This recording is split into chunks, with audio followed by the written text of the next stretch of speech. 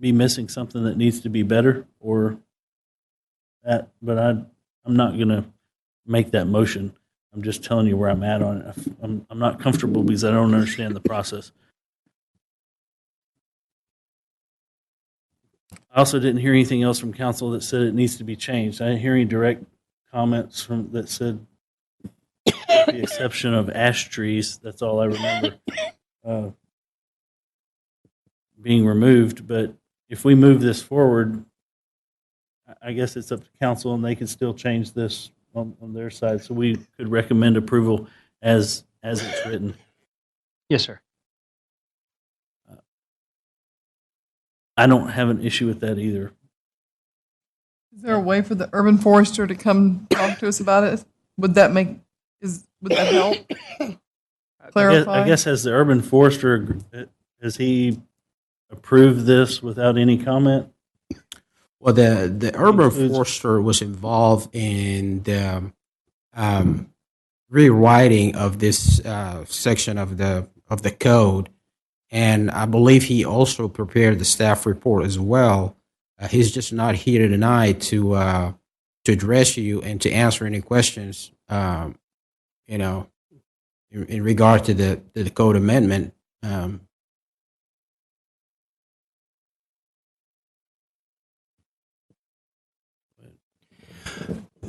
The way that I understood it, the whole purpose of it is giving them credit in order to save bigger trees. Is that really the basics of it? I think the purpose is really just to give people flexibility.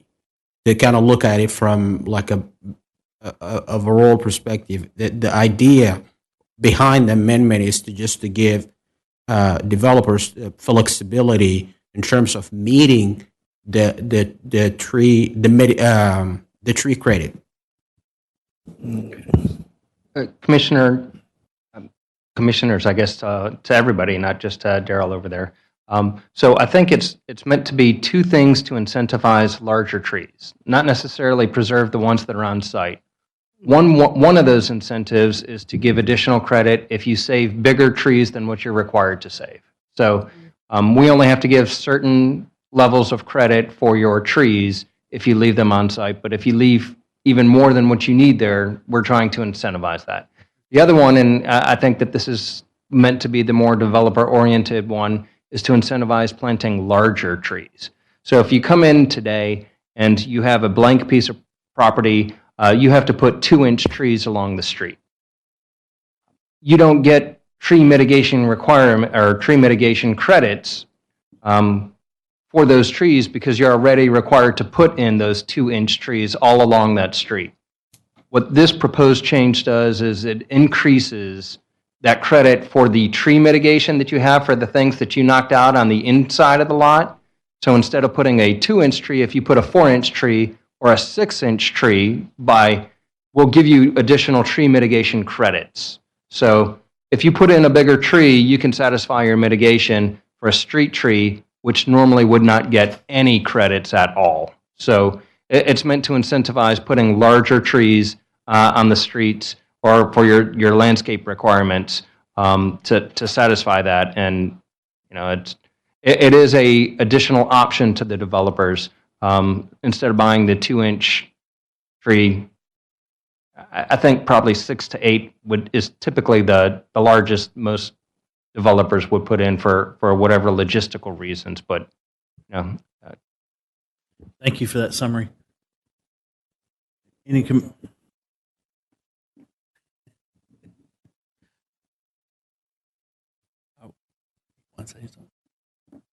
want to speak? Looks like we have someone in the audience that might want to speak. We'll give you the 3 minutes if you give your name and address for the record. Okay, Buck Stevens, 4701 West Orange, Pearland, Texas, 77581. The second part that he was talking about, I think would benefit. I will give a good example, I guess, is the Lions Club would have utilized that back then that we need now, because we actually had to put those trees, 2-inch trees along 35 in order to get our CO. And now those trees are being hindered and can't grow any further because they're so close together. Because at the point that they were put in place, the requirement was they had to be put so many center to center, so far apart or so close together, actually. So now those trees will never get to their full development. So we're actually looking at trying to come back to the urban forester and get him to authorize us to pluck out each other one and put them on the additional property that we have to the north of us. I think if that type of flexibility was given to us originally, we probably would have put in larger trees not so close together. My only concern is, and again, the forester's not here to answer your questions, but I would hope that if they are putting in or allowing to leave larger trees or putting in larger trees, I guess, that there's some consideration for the canopy and or drip line that larger tree will get over time, not to keep them from growing to their full potential. That's the only thing that I see wrong with the current ordinance. You can put a whole line of trees in place and they stay small and dormant because the drip line cannot get expanded. Anyway, just my comments. Thank you. Thank you for your comments. Commissioners, have any further comments? Okay, so we have a motion and a second for item A, the amendments to the UDC as it applies to trees. Take a vote on that. All those in favor of that, signify by raising your right hand. Hang on. Oh, try that again. I got to get a count. Sorry. Is that everybody? Motion passes 7-0 for the tree amendments to the UDC. Now moving on to letter B, amendments as they apply to massage. Previously discussed in our joint meeting. Could staff bring up the proposed amendment with the text? The items that, it disappeared. All the items number 1 through 4 were discussed. The description of the facility was discussed.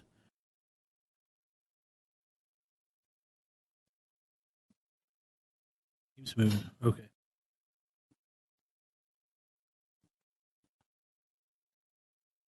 I'm not a lawyer or a legal person and have a problem with the English language most of the time.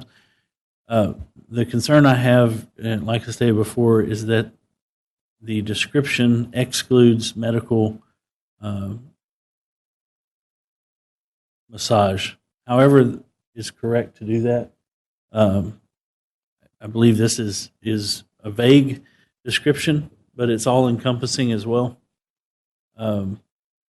I don't have the concerns over a minor use at a facility that may offer massage service, because I believe that there's a means to get that approved through a CUP specific for that use. We've done that with tattoo parlors, tattooing, and that I think there's a means to that. I think the overall good that this will do to what we're attempting to do with the change is worth that little bit of extra for the new businesses that come in.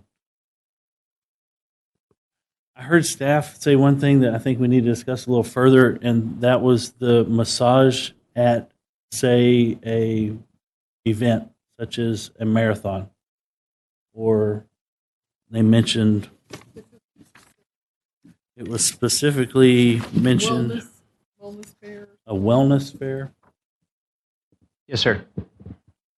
I don't really see a fair or a marathon being an established business. So if we needed to use,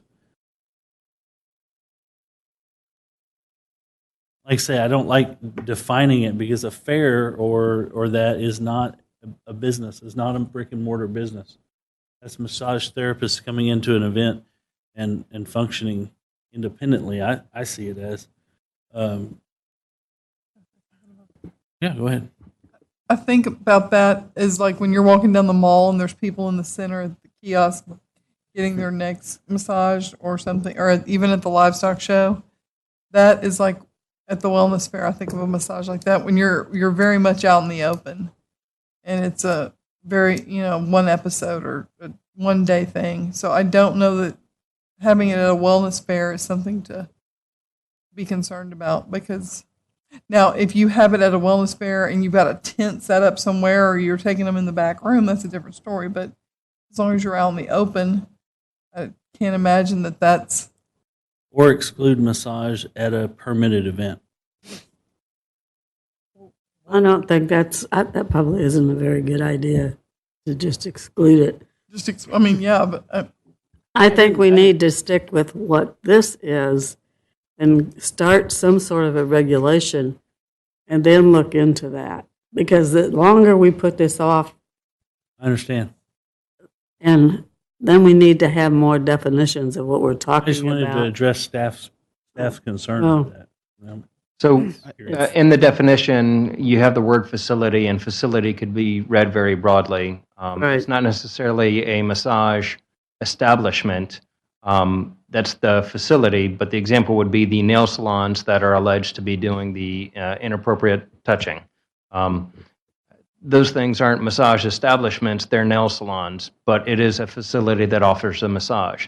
The same thing could be said of any employer that offers massage services, the example being a wellness fair or an incentive to employees. Whatever that business is, it's in a facility. It's not a massage facility, but it is offering massaging of the body, and it's not within any of those exclusions. So I'm not positive that that was the staff concern. I think that was one of the city council members who had brought that up, but staff gave the examples of, well, maybe, I don't recall the entire conversation, but I think I believe Mr. the concerns brought it that up. staff identified were the hair salons that offer massages, scalp massages, or those types of things, and then some of your legitimate nail salons or offer with their pedicures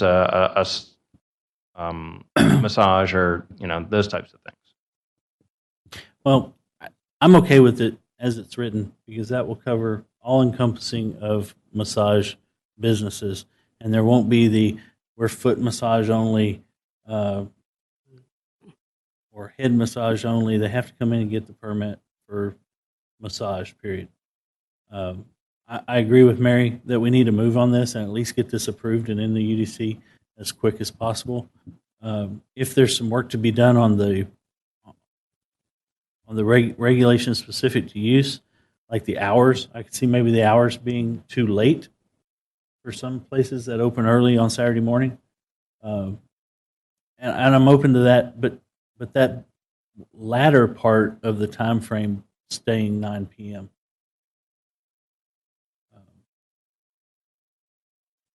The transparent windows, we've discussed in depth the amount of posters or coverings, dark coverings over the windows.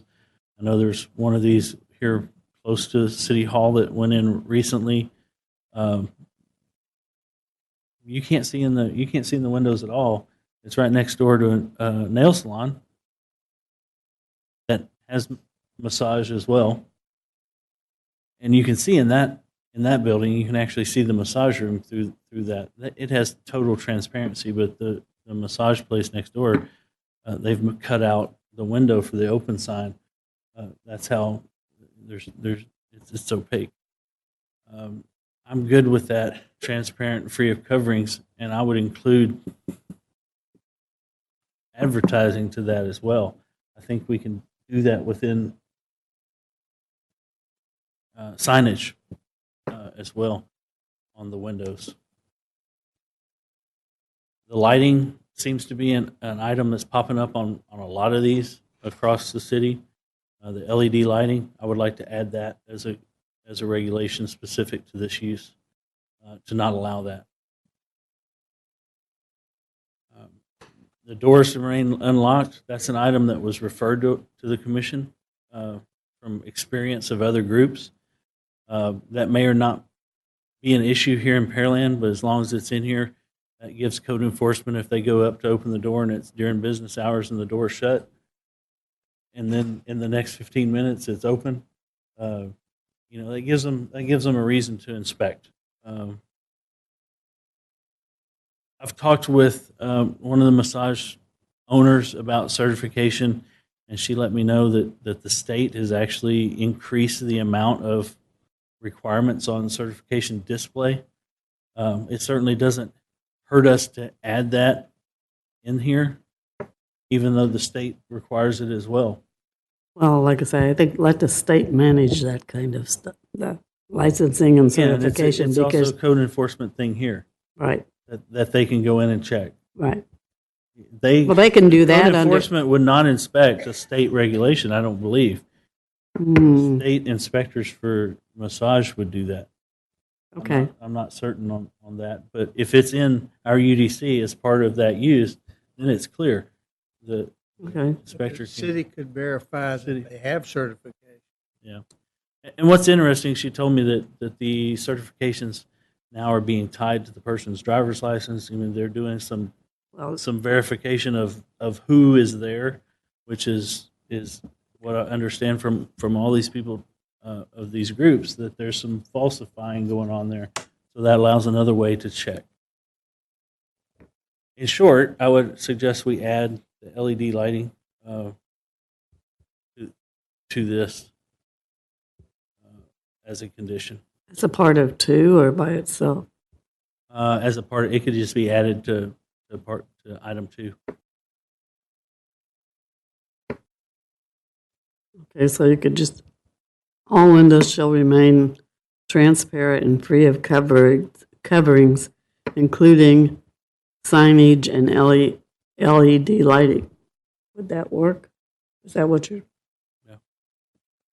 The Texas code it defines massage establishment.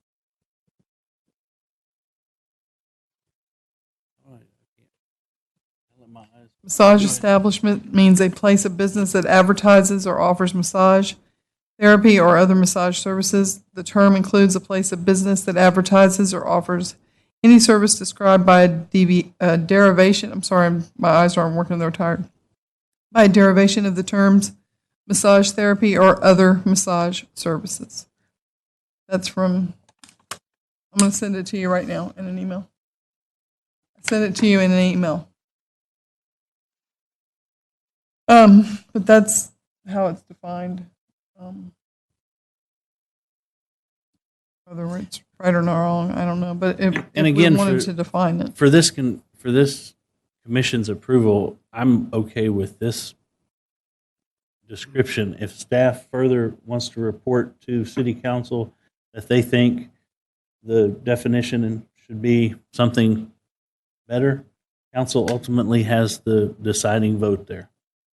I'm okay with this wording the way it's been put together. Yeah, I don't have a problem with it. My only concern is that we're kind of blanketing massage to a lot of things, and I've never been to a massage parlor, probably won't ever go to one, but I don't now, but I have gone to barbershops that give you scalp massages and stuff like that as part of your haircut, and I would hate to think that if that were the case, we're going to prohibit that and make them have a permit. We 100% are. That's what this will do. I know for sure. That's what concerns me. And I had this conversation with the person who said, what does this mean? They asked, what does this mean to their business? I said, well, if your business is established now, it means nothing, because this doesn't apply to a business that's already established. So your barber that gives head massages for X amount of dollars, he's grandfathered in. Mm-hmm. What this means is the new guy, because of what's happening in society with these businesses, is going to have to come in here and get a permit. And I'm okay with that.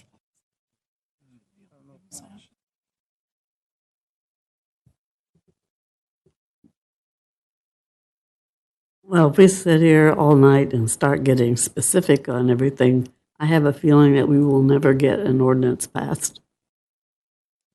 Because you can't break down each thing one by one. I agree with Mary. It's going to category. move, it's going to be a moving target anyway. I mean, Right. The I know intent, me and Lawrence has talked about it. We know what It's the liable to- intent is. It's liable to go to restaurants. Man, I'm going to tell you something. After going and watching that thing last Friday, what they're going to do is it just boggles the mind. I mean, they're already doing it in Houston in a lot of different areas because Houston's tried to mitigate it in certain ways and stuff. We're going to have to stay on top of this in order to do anything about it. And I'm all for putting these CUPs in there. That's a start. But the bottom line is government's not going to fix it. It's going to have to be the citizens of Pearland that fix it. It's going to have to be the law enforcement that fixes it. All we can do is make it tougher on them a little bit. But like I said, it's going to be a moving target. These people are not stupid. so where I see that, just taking the scalp massage example from your barber. So we do all of this and we exclude scalp massage. The first thing that's going to pop up is a business that says scalp massage. That's right. Yeah. I'm willing to vote. for That's it, how but, foot massage come I about. I think we're being very picky about it. And see, I don't think that we are. If you read the UDC, there are things in there that describe everything to the minute detail. This is something super important, and we're saying, let's be vague, let's not be detailed, let's get it, and I don't understand that. Well, And this Nobody is- can make money off of scalp massages, guys. We need to vote on this. And that's not really what that's not, I think we need to move on to get something started. if we go back Once to the, we get something started, we can have it amended. so then, this is an amendment. I know that. So then we're just going to keep amending the amendment? Well, that's what we've been Oh. doing ever Okay, then since that's the fine. UDC was done. We've been changing it, and it took we how change it long to and get this far? But we change it and improve it. so the intent when we started this was, one, this wasn't even defined in the UDC. They were being lumped in with beauty salons. Unlike those are two separate uses. So that's an advance. That's for the greater good. The other is to get the business owner in here in front of council to say, this is what I'm doing. That right there in itself, from what I understand from all these groups, they're all together on this and say that one item is going to drive out a certain group of people trying to do illicit business in the city of Pearland. They will not come in here and face our council and say, this is what I'm going to do. If they do, they're lying to us, and we're not going to stop that anyway. But even if our effort is fruitless, we have to try.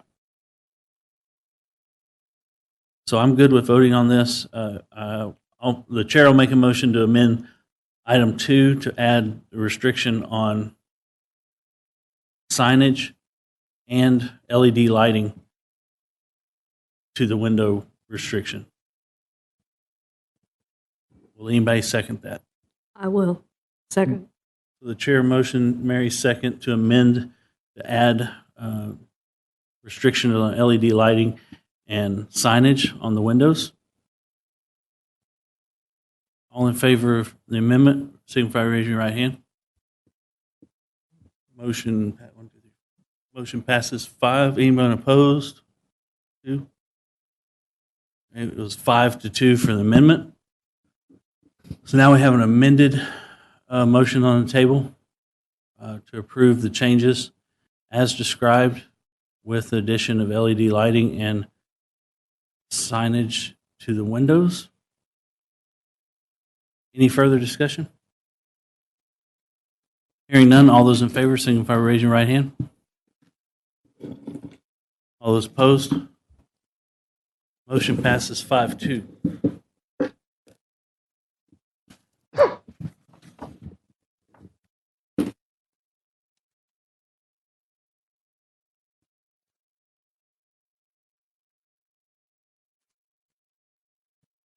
Moving on to item C.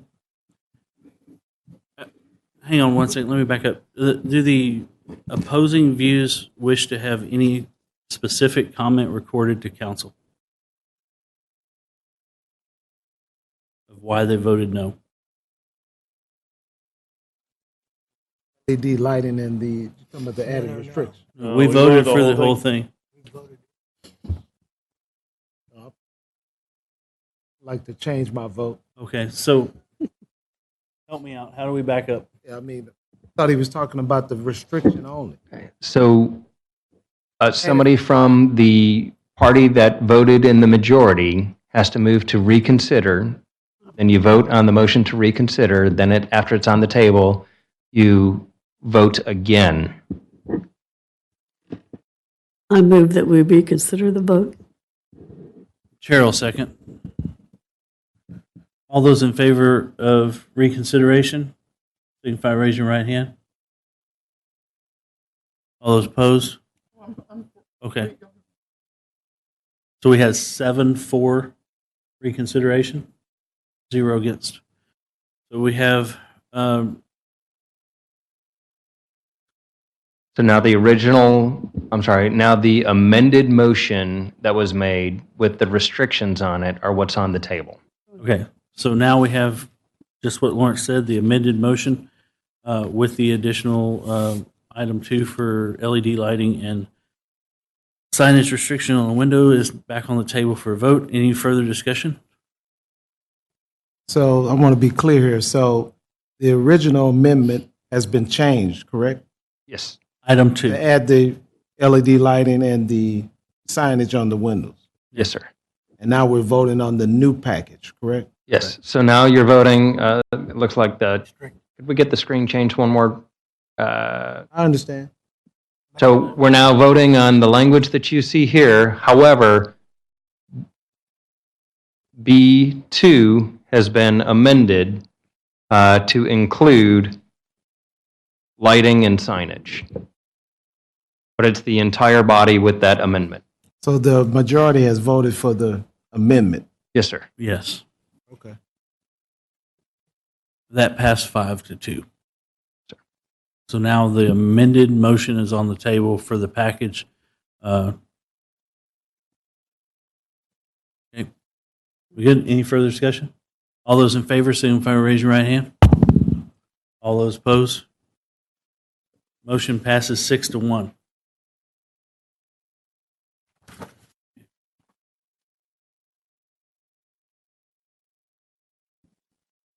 Moving on to item C, consideration possible action, zone change application number zone 18-0020, request of Larry West Sr. and Kathleen Ellis, applicant owner, for approval of change in zone classification from light industrial M1 to single-family estate RE zoning district on approximately 3.238 acres of land.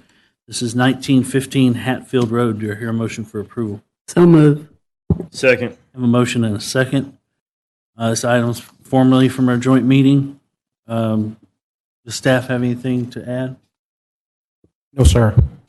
The commission have any questions for staff?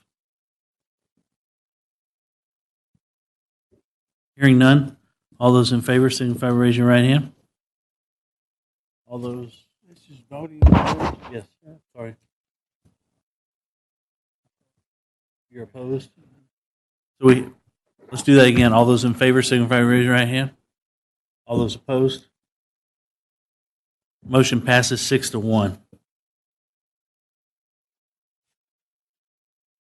And let the record show that the chairman's yes vote was based on the property owner, this property being in their family,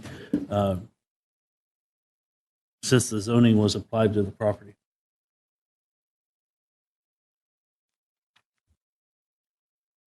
Moving on to item 4, discussion items. Commissioners' activity report. Anyone have anything to report?